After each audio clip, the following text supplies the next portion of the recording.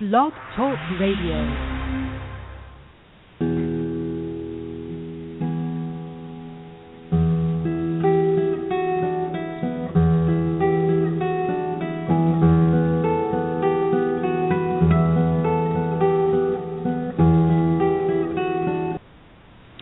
Hello everyone, I'd like to welcome all of you back to Ohio Exopolitics. I'm your host, Mark Snyder.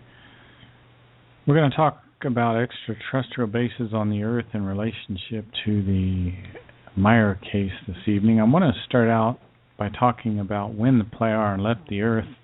In 1995, the Plejarens left the Earth, and that's about the time they revealed their true identities. Before then, they were known by most people as the Pleiadians, but they're not from our Pleiades.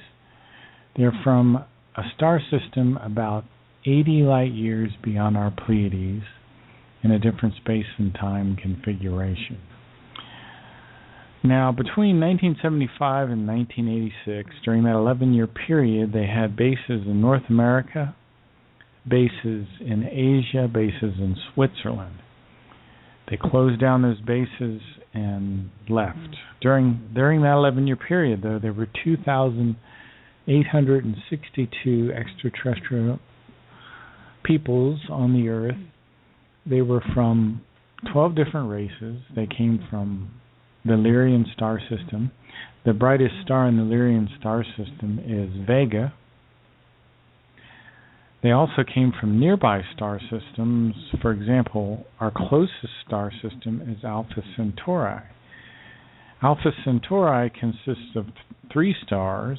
It's a trinary system, Alpha Centauri A, Alpha Centauri B, Alpha Centauri C, which is often called Proxima Centauri. It's a very faint red dwarf star. So, and I believe there were people from Alpha Centauri here as well.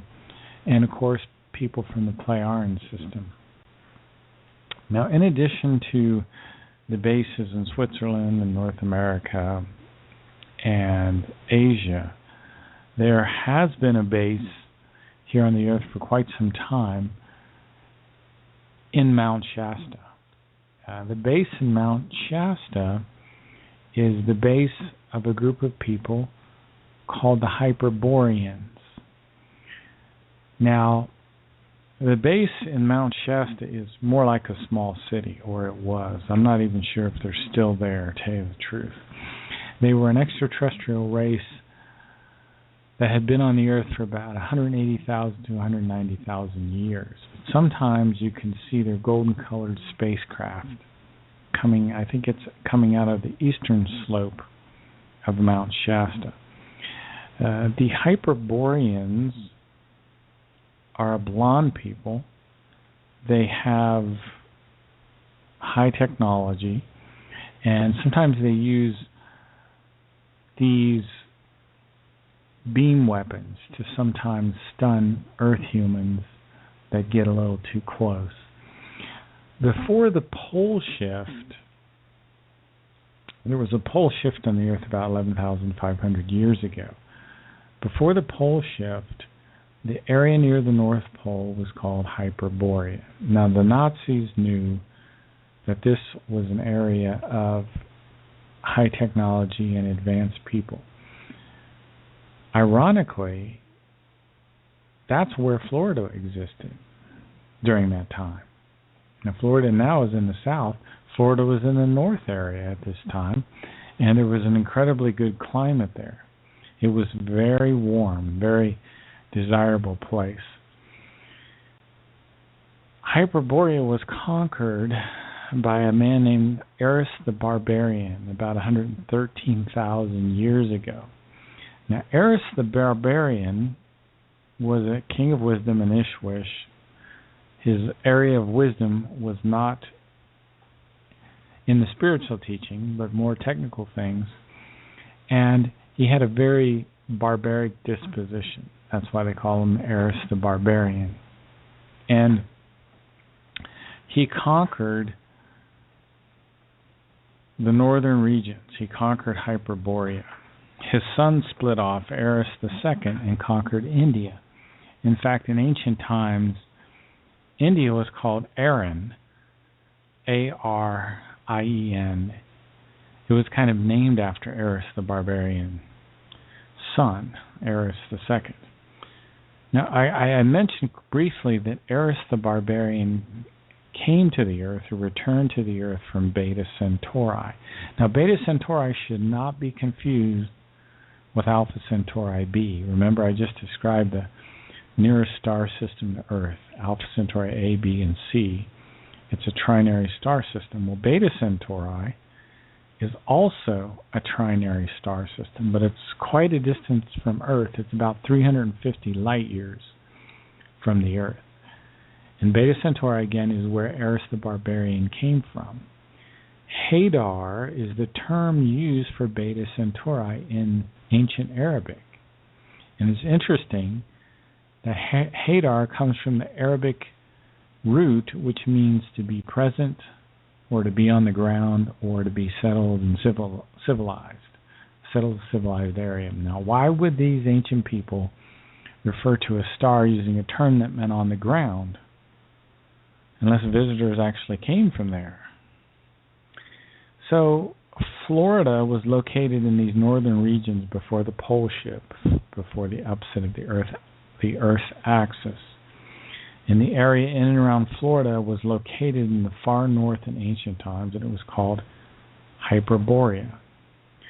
Now, Eris was the guy, the king of wisdom, who was not so spiritual, who conquered Hyperborea in ancient times. His son, Eris II, split off, conquered India. And then many, many generations later, one of the other sons of Eris, Eris XI, was murdered by his own third-born son named Jehovin. Jehovin is mentioned in Contact Report 70 as one of the rulers in the line of the Giza intelligences. Now, I briefly mentioned Mount Shasta and the Hyperboreans, but I should also talk about another group that was on the Earth in and around this time, called the Hasters. The Hasters had a base in the North Atlantic for a while, and the Plejarens actually built this base. The Hasters are from a very distant galaxy, hundreds of light years away. They're about 1,700 years ahead of us in development, and they can tolerate being in the presence of Earth humans. Now, there's a discrepancy in our vibratory rate, for lack of a better word. The Plejaren cannot be within 90 feet of a typical Earth human, where they have to wear this protective gear. They have to use technology to shield them from our auric stench, so to speak, our negative vibrations, which are constantly going out. Okay, who are these Hasters? They had an undersea base in the North Atlantic for a while. The Hasters were a group brought here to study Earth humans. They were brought here by the Plejarens. So, in any case,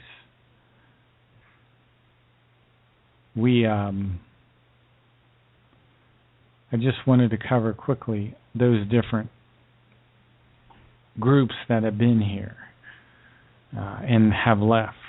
Many of them have left. From what I hear from the people of Switzerland, that most of all these groups had left. Now, I was talking about the Hyperboreans. They also, for a while, had underground bases near the Aleutian Islands and in Alaska.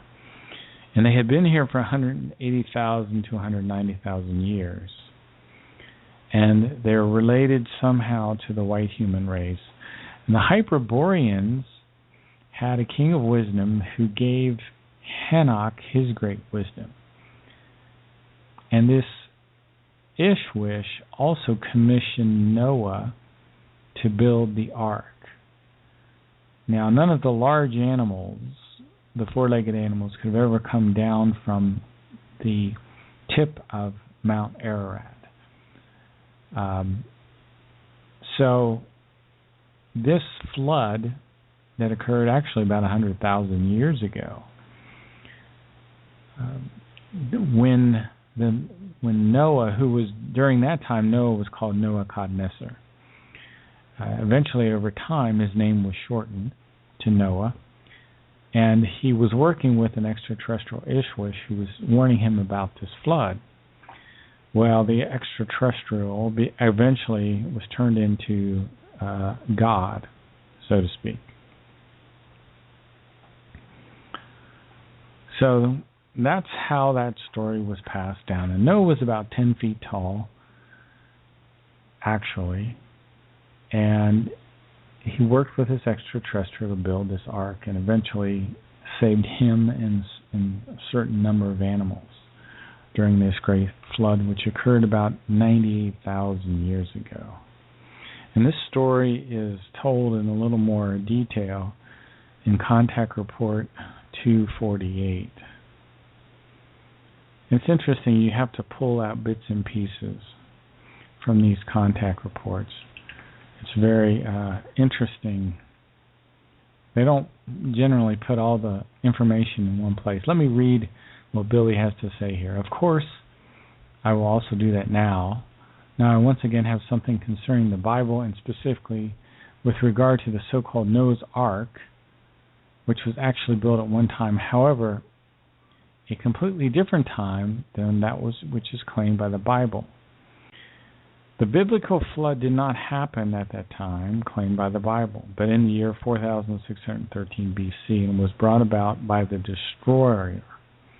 Quetzal made the following statement: 4613 BC, the destroyer falls into the Earth's orbit, which disturbs the Earth in its rotation. The destroyer, if you haven't heard this before, is a comet that used to come through our solar system on a somewhat erratic interval, but still on an interval. Anyway, the destroyer would trigger immense earthquakes, volcanic eruptions, elementary storms, and from the whole event, the biblical flood arises. The rotation of the Earth is changed. A pole shift often would happen when the destroyer comet come through. The biblical flood, therefore, confirms with reality, even though it has been placed in another time by the chroniclers, as this also applies to the fabrication in the events surrounding Noah's Ark. This was actually built 98,400 years earlier, and hence around 100,000 years ago, calculated back from today. So Noah's Ark, according to Meyer material, was built about 100,000 years ago. Mount Ararat is located in eastern Turkey on the Russian-Turkish-Iranian border. And the Ark landed about 100,000 years ago, and not on the peak of Ararat, or none of those animals could have gotten down anyway.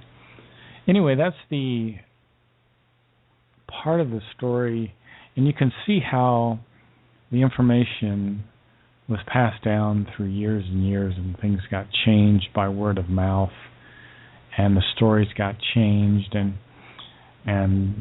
what we have now is just a kind of a mishmash of partial truths here and there. At least when I read the Meyer material, I get a logical sequence of events that can be followed in a little easier way.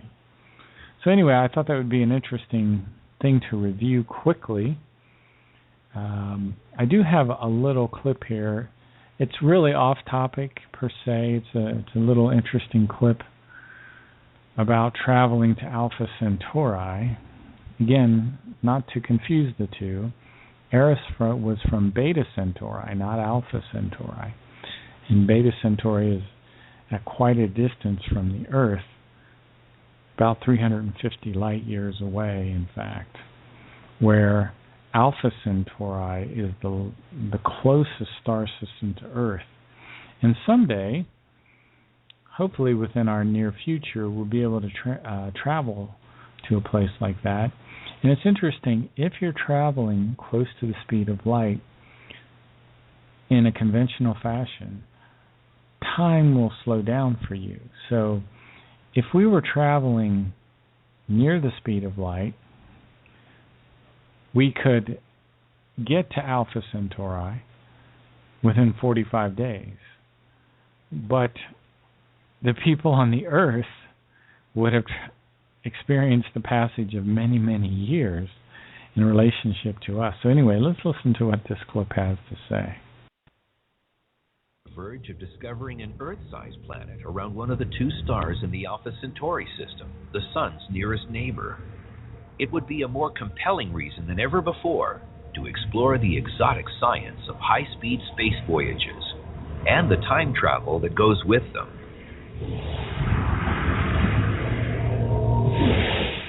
Alpha Centauri is very exciting because it now appears from a variety of different computer simulations that it's quite possible that there could be terrestrial mass planets orbiting both components of the Alpha Centauri binary system. Alpha Centauri A and B are so distant they look like a single star from Earth, but they're actually a binary pair. A third member of the system is Proxima Centauri, a red dwarf loosely bound to the main pair. If you're sitting on a planet in the Alpha Centauri A system or the Alpha Centauri B system, Proxima Centauri wouldn't even be visible in your night sky. It's that dim. Alpha Centauri A and B orbit around each other. At their closest point, they're about 20% farther than the distance from the Sun to Saturn. At their farthest, they're 20% more distant than the Sun is from Neptune.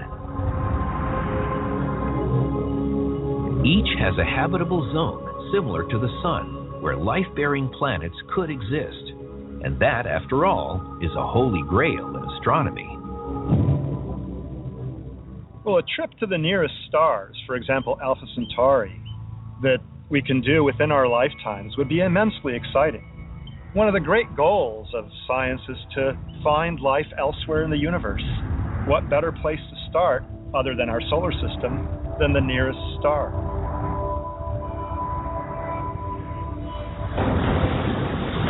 But now, space travel becomes time travel, as we set our sights on a mission that can be done under the laws of physics we know now. A mission that can cross more than 4 light years of space in just 45 days.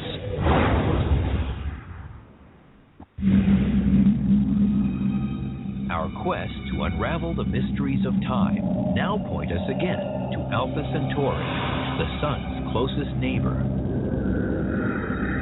It is the most likely first destination for a starship from Earth.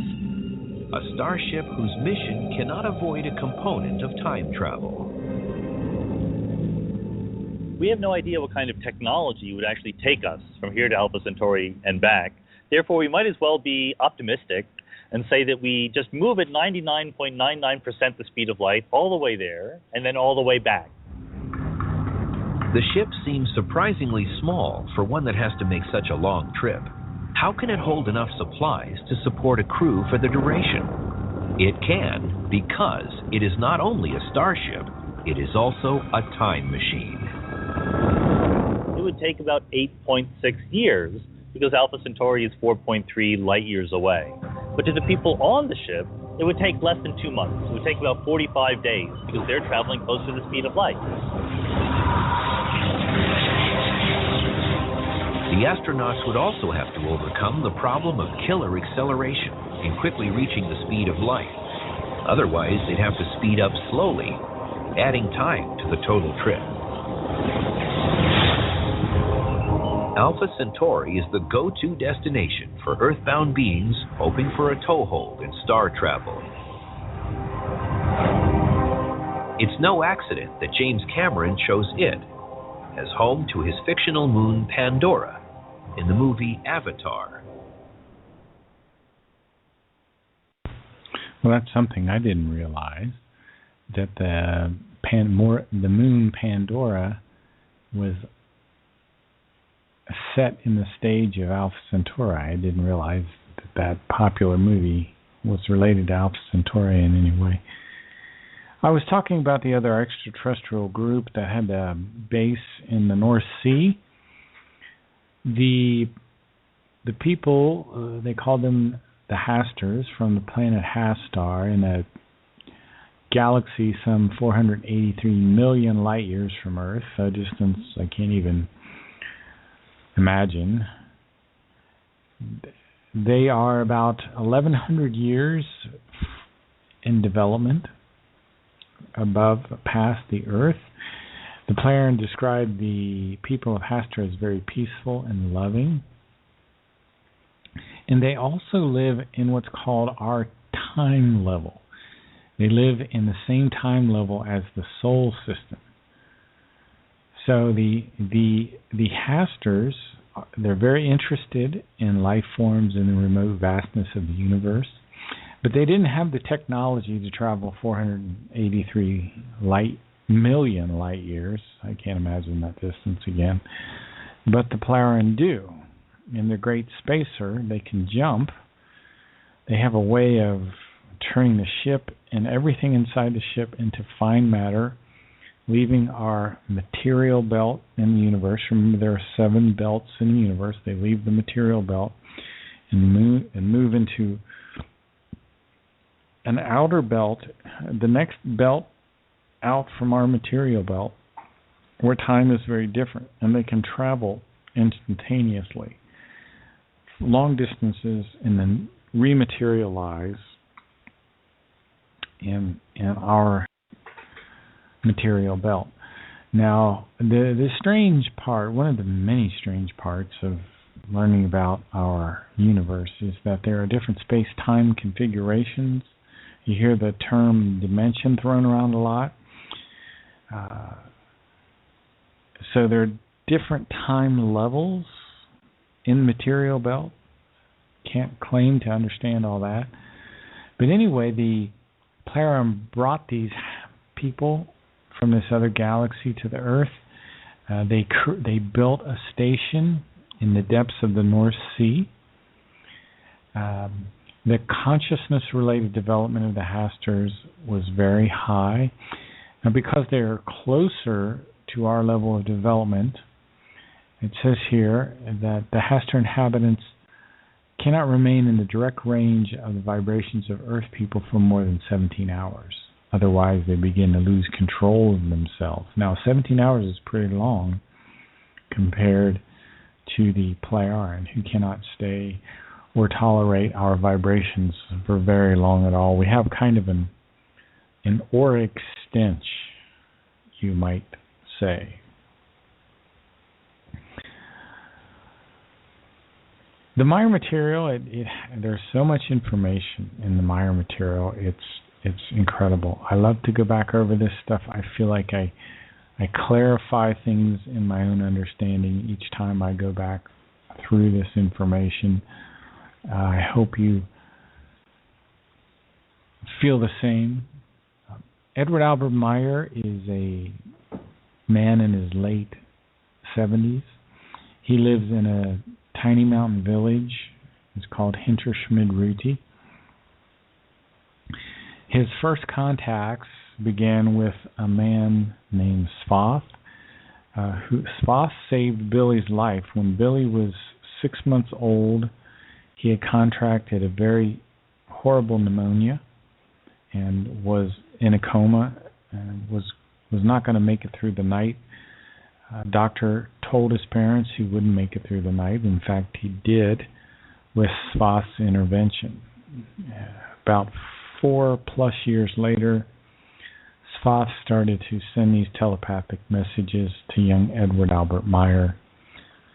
And the purpose of the contacts between Svath and Billy was to start to prepare him for his mission on the Earth. But even before his first contacts with Svath, Billy started to experience these impulses that I've talked about before, these signals which come from the universal consciousness. Billy woke up at about 3 a.m. one morning on a mild night in May 1941. He went outside and sat down on a bench He looked up at a beautiful starry night, and he heard a voice in his head which said, "My life is made out of the love of creation."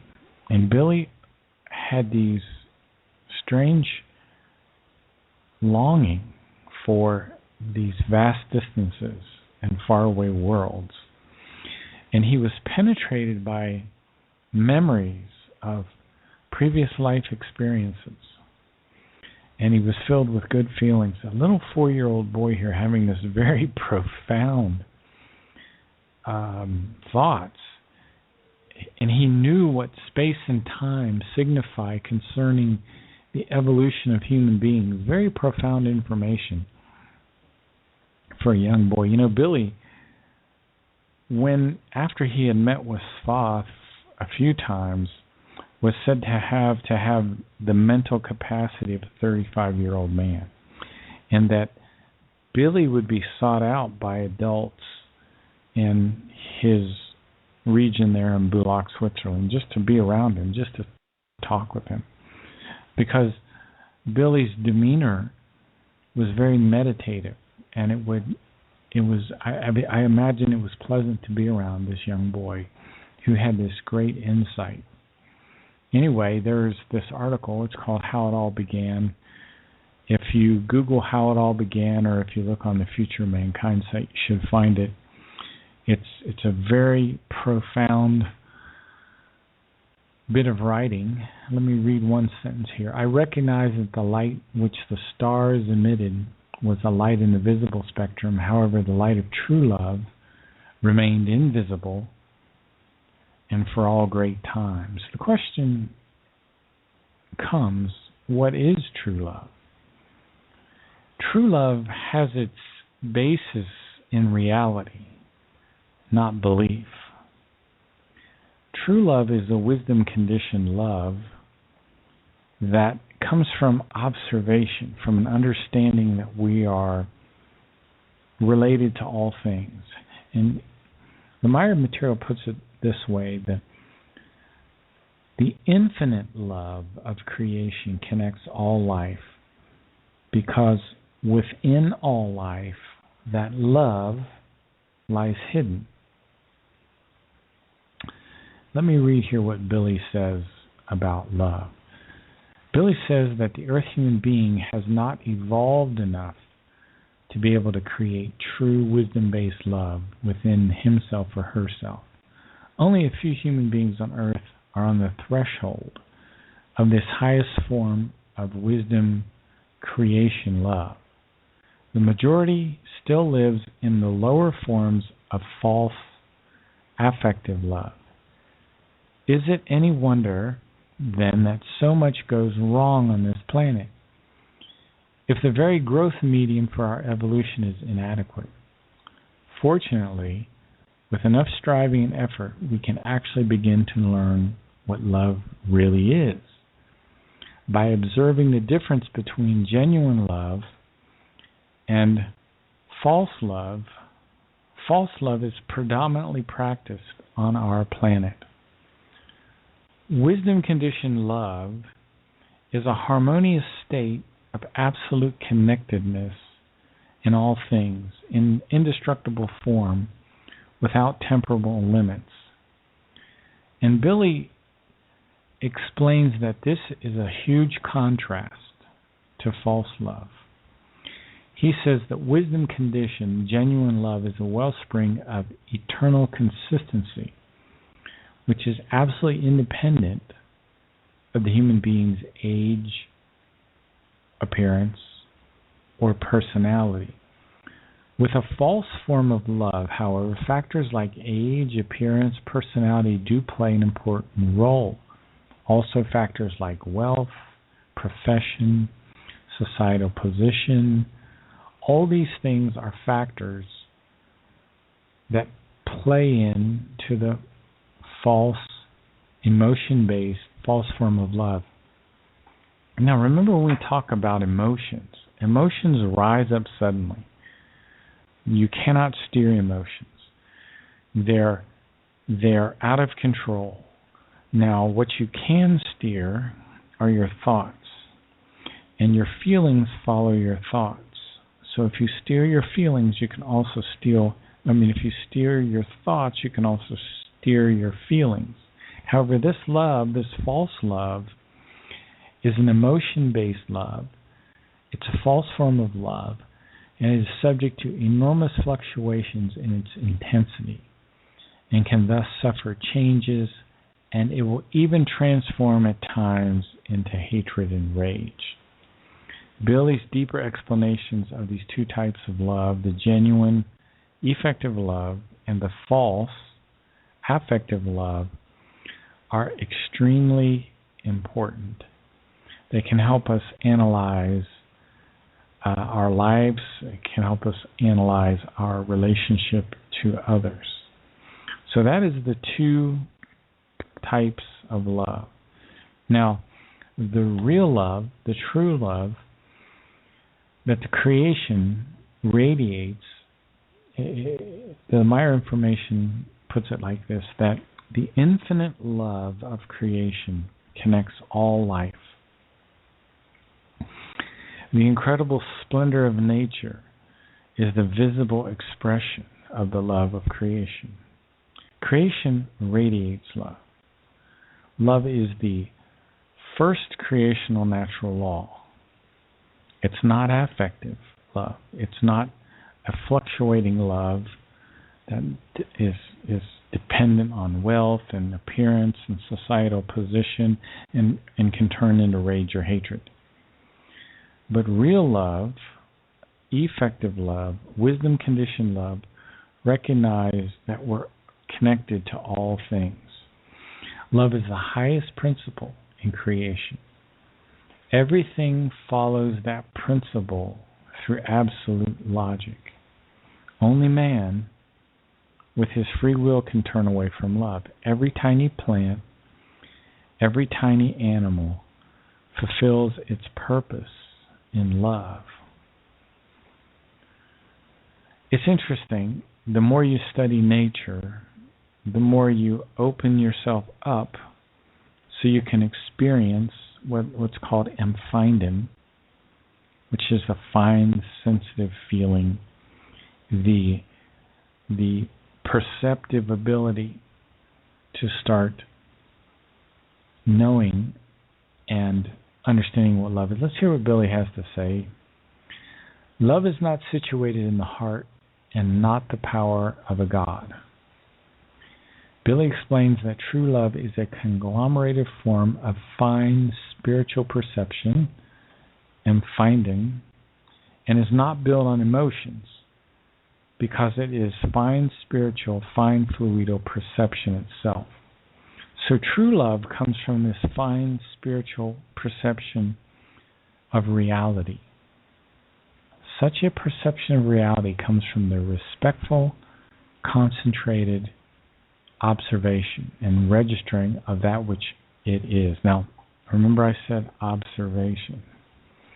A neutral, positive observation. Remember what we learned from the might of the thoughts, that good thoughts, neutral, positive thoughts lead to good feelings, neutral, positive feelings, which lead to good circumstances in your life. So, by the same token, is negative feelings lead to, or negative thoughts lead to negative feelings, which lead to negative habits and negative circumstances in your life. So if you can focus on your thoughts and steer them in a neutral, positive way, you can understand this perception of reality. You can achieve the respectful, concentrated observing and the registering of all that is. So let's again see what Billy has to say here. So the knowledge and wisdom acquired this way, through meditative concentration on the reality of a thing, results in the experience of love. But he goes on to say that Earth humans rarely possess this kind of concentrated observation. We live in a time called the third millennium. And in the third millennium, people are becoming indolent, obtuse, indifferent. And this is not by chance. There is a concentrated effort by the secret dark order to dumb people down, to provide as much distraction as possible, so that the secret order, as it's called in the Goblet of Truth, can gain control over the money, over the resources, and eventually put a chip in us and control the earth. And we've talked about in Contact 251 the rise of the robotic people who will have their arms and legs intentionally removed and attached to machines. So we are an insane society rushing headlong to our own destruction, and only a complete change of our consciousness. And there's a great teaching letter, it's called Love Letter number 27, that says the love of creation is everywhere, because without it, nothing at all would be able to exist. Remember, the infinite love of creation connects all life. And there's this beautiful passage in the Goblet of Truth that's entitled, What the Truth Knows to Say. And it says something to the effect that rivers, lakes, streams, stones, bushes, trees, animals, plants, everything that crawls and flies on the earth is a life form with a spirit form. And these spirit forms are on a journey through time that involve many, many lifetimes. And death is just the passage to rebirth into the world of pure spirit. And many of these creatures, they're connected by psychic vibrations, the swinging waves, the electromagnetic swinging waves that go from the spiritual consciousness into the material consciousness. Now, these creatures that I'm telling you about, the birds, for example, watch them fly as a unit, and they turn, hundreds of them can turn instantly. They're connected by these swinging waves. Remember, the infinite love of creation connects all life. And if I listened to an interesting recording of crickets not long ago, where if you slow the crickets down, it sounds almost like a chorus of human voices just singing. And the individual should be aware that he exists only through the love of creation, and that he carries this love within himself. And all of nature in its indescribable splendor is nothing but the love of creation that's expressed visibly. So we here on the earth have to once again get the ability to observe, the ability to be neutral positive, the ability to steer and guide our thoughts so that we can have self-responsibility and we can understand what true love is. Billy has stated that the recognition and fulfillment of responsibility in regard to human beings, the worlds of plants and animals, and in regard to life, this is what the creational laws and the recommendations are all about.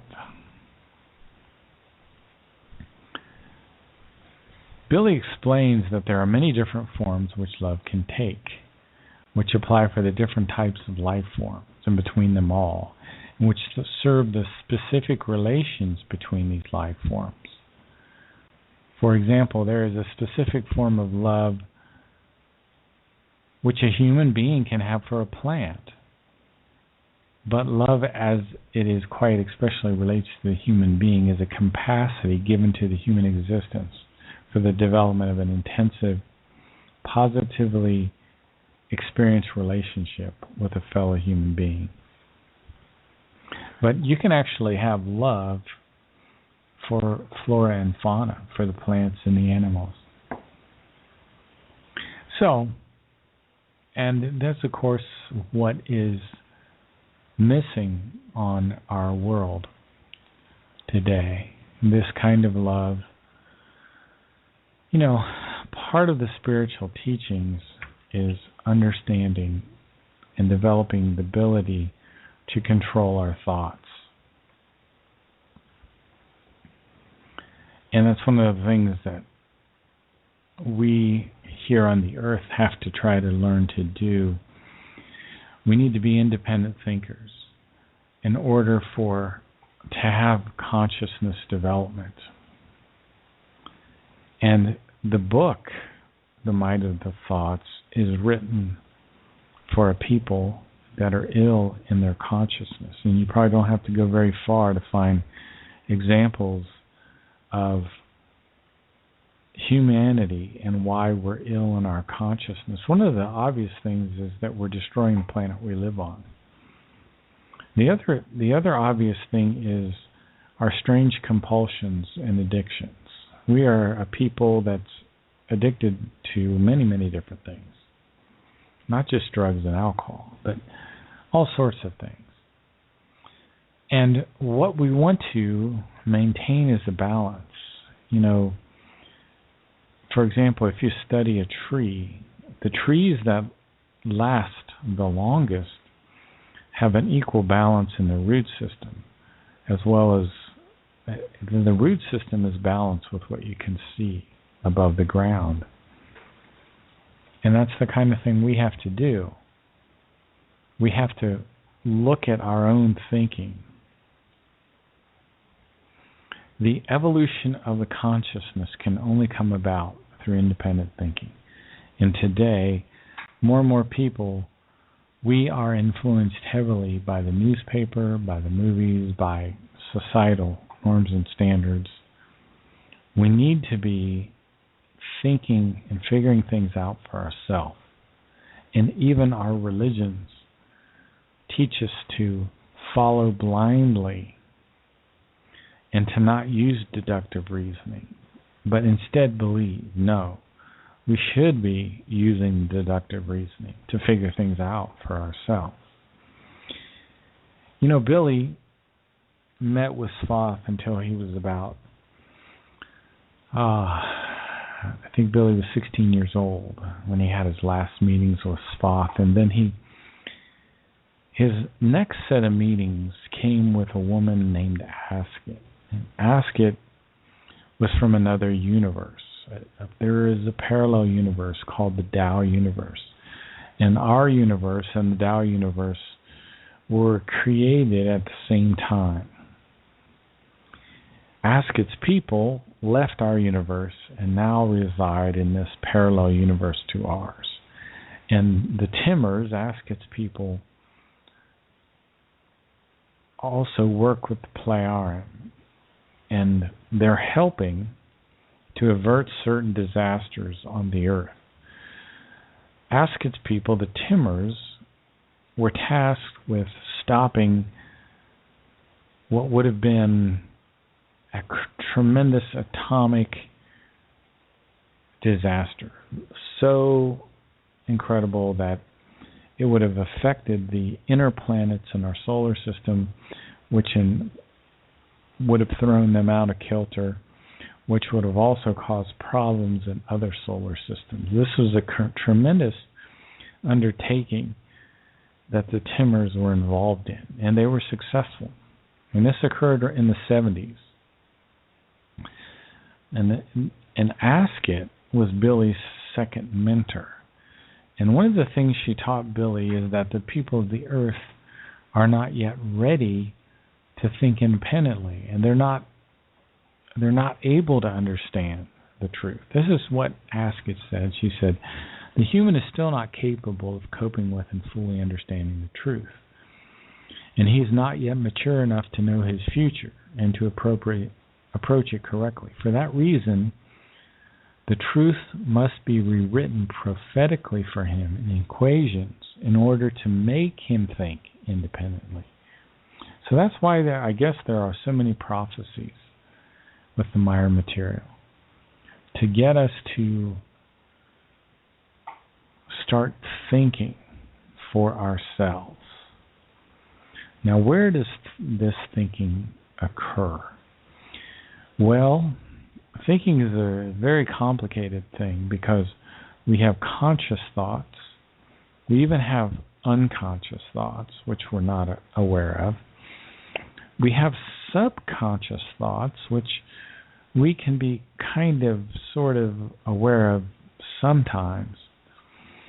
And then we have a material consciousness, which I just talked about, but also a spiritual consciousness.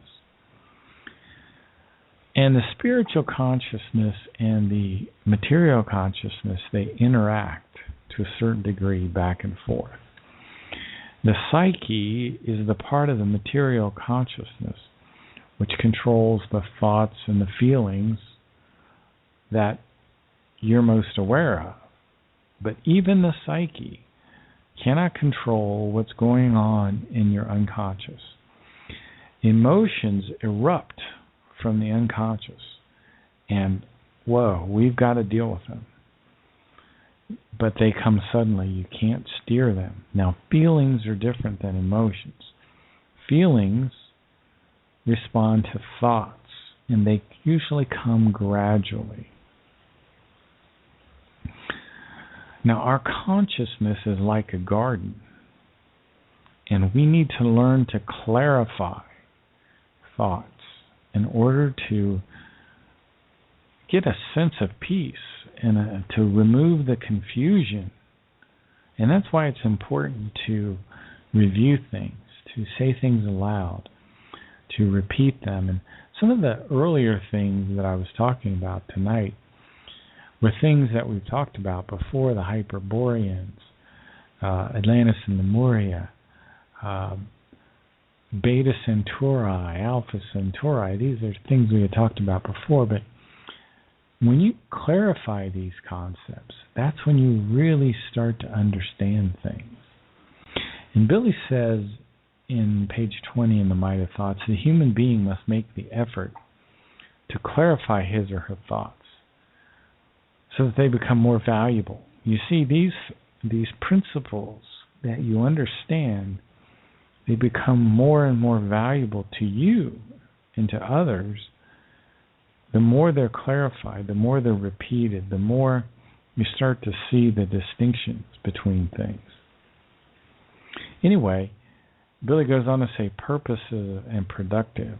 These thoughts that are clarified can be more purposive and productive, and they will form your life in a more harmonious and equalized way. But he says that everything needs practice and patience.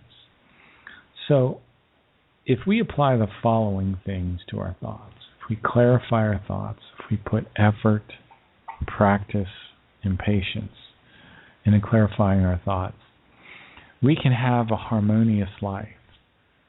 And making good decisions is hugely important to reaching a state of a harmonious life.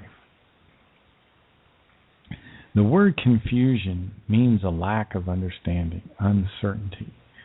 And confusion comes from a Latin word, which means to pour together. You ever feel like things in your mind are poured together and you're just having a hard time clarifying things?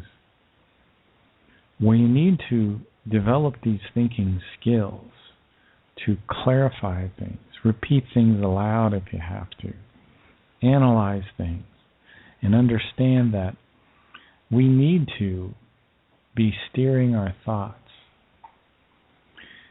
Billy goes on to say in the Might of Thoughts, when a human being starts a garden, it is started, and we know that some form of plant will be produced in it, whether it's cultivated or grossly neglected.